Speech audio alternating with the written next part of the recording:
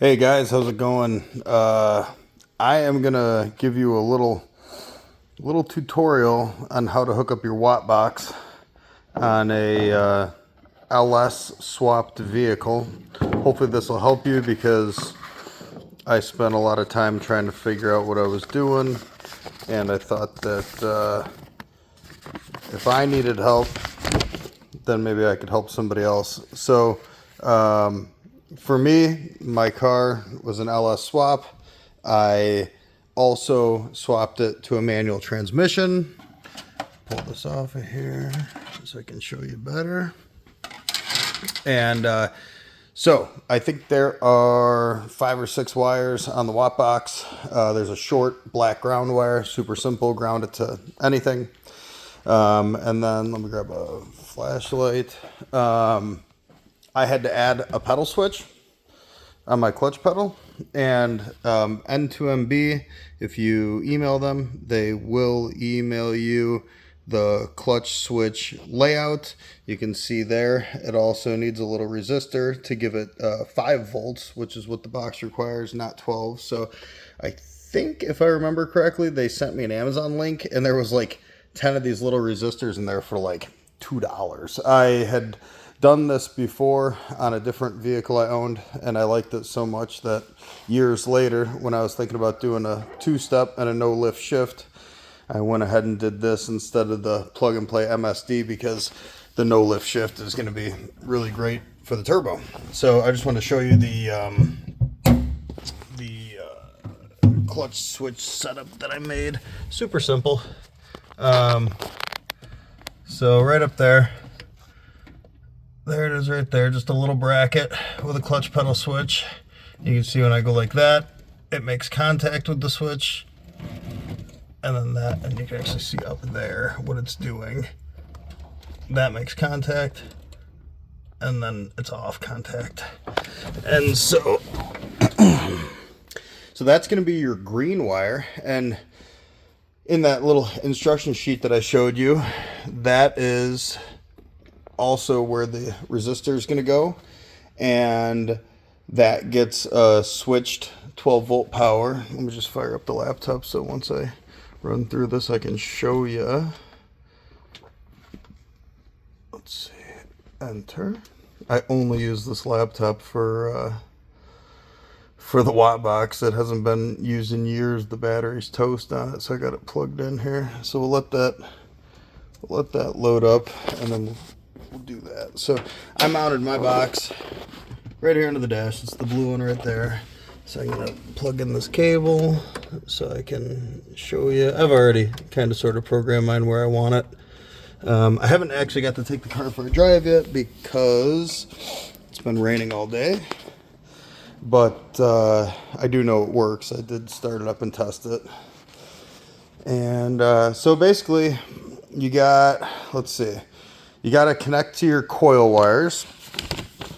So the reason I pulled this coil cover off of here is to show you that on both sides of your engine, you can see my harness coming through right here, what's left of it anyways. I got a red, an orange, and a yellow in here. I should probably show you that on these GM throttle by wire,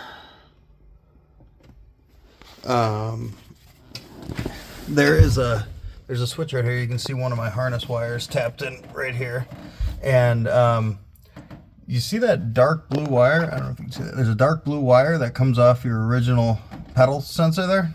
That's where you're going to hook your blue wire from the watt box to. So super simple, blue to blue.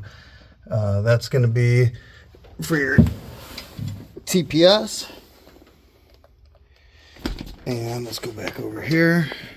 So far you've already got black to ground, blue to TPS, blue to blue, super easy. And you come around here, and we've got, you can see our yellow wire poking out of this harness that I ran across. It comes from the firewall, goes this way. And so that is actually tapping into my number 1 injector. That's going to give it the tach or injector signal that it asks for. That's how it knows your RPM. And that actually goes to the black wire on your #1 fuel injector. Now you can use any fuel injector, but all the different fuel injectors have different color wires, if I remember correctly, and you do need to use the negative for the pulse. So it's on the black, which is negative on your #1 injector, and then left in this pack here, because we started off with the 3 colors, now we've only got 2 colors left. You got orange and red. I can't see with my fat fingers. Orange and red. So that's it. Okay, so basically in here you can see you got a pink wire. Okay, this is your main coil harness. You do have one on each side, and what you do is you cut the pink, you hook red to the one that's actually getting powered from your main harness from the fuse box here. So it goes power from the fuse box through your main harness, and then you're going to cut it and you're going to hook your red one up there. And you're actually going to split, you're actually going to Y it. So you're going to have one going to this one and one going to the other side for the other one, because you need to cut both harnesses so that you can cut all 8 coils. And then you're going to have your orange that comes from the watt box, and now that one's going to connect to this pink wire and to the pink wire on the other side, again with another jumper wire going across, because the watt box is what controls your on and off of the coils. So it's actually pretty darn easy.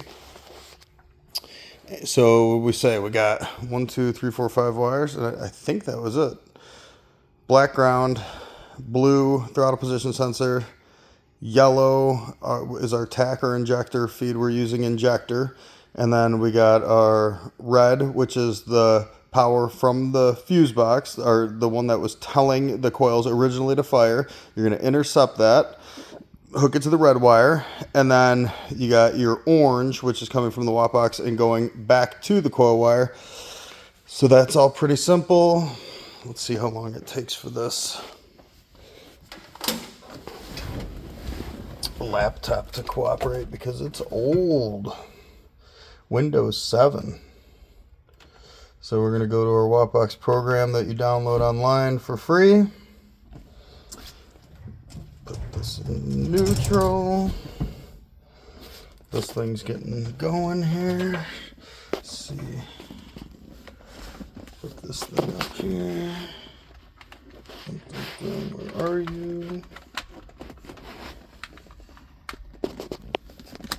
Okay, there we go. All right, so the Wattbox program's opening up. So you can see from, okay, it's showing the universal background here where it says Dodge SRT4, 4-cylinder, blah, blah, blah. Now let's see if when we turn it on, so we got the ignition on now. And let's go over to read. Okay, so if we can read what vehicle we're using here.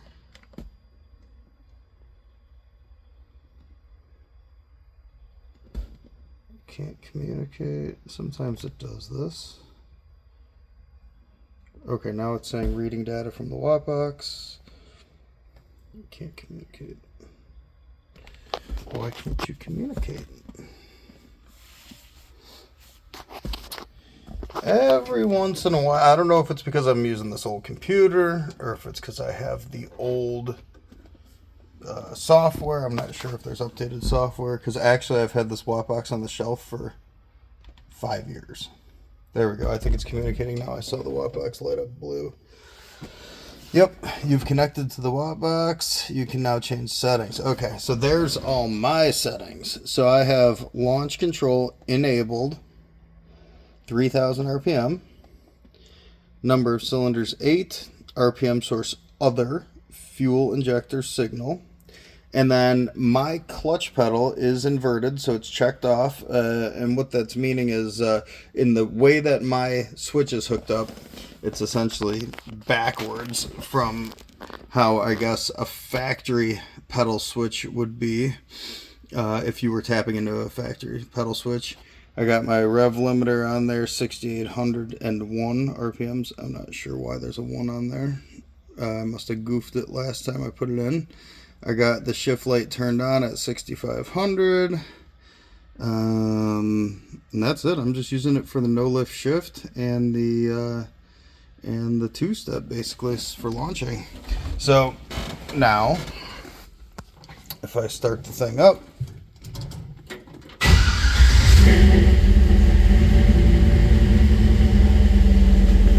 all right, it's loud in here. I don't have any windows or anything, and I'm in a closed garage, so it's loud. But basically, if I rev it up right now without touching the clutch, you'll see on my tach, it's gonna rev past 3,000. But now, if I push the clutch pedal in and I rev it, it's gonna do its launch control two-step at 3,000.